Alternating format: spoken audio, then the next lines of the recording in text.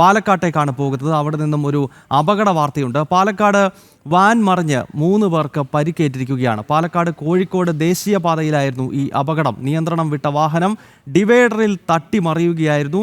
പശ്ചിമ ബംഗാൾ സ്വദേശികളായ കിഷൻ, സുശാന്ത്, സക്കീർ ഹുസൈൻ എന്നിവർക്കാണ് പരിക്കേറ്റിരിക്കുന്നത്. മറ്റു വാഹനങ്ങളിൽ വന്ന യാത്രക്കാരാണ് പരിക്കേറ്റവരെ ആശുപത്രിയിൽ എത്തിച്ചത്. വിവരങ്ങൾ അരുൺ ആലത്തൂരാണ് നൽകുന്നത്. അരുൺ, പറയൂ.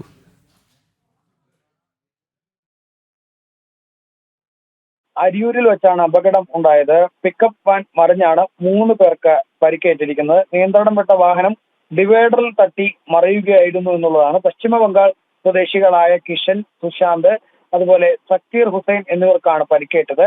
ഇവർ പരിക്കേറ്റ റോഡിൽ കിടക്കുന്ന സാഹചര്യത്തിൽ പുറകെ വന്ന മറ്റു വാഹനങ്ങളിലും മറ്റുമൊക്കെ വന്ന യാത്രക്കാരാണ് ഇവരെ പിന്നീട് ആശുപത്രിയിൽ പ്രവേശിപ്പിച്ചത്. ഏതായാലും ഇപ്പോൾ ആശുപത്രിയിൽ ഈ 3 പേരും ചികിത്സയിൽ തുടരുന്ന സ്ഥിതിയാണ് ഉള്ളത്.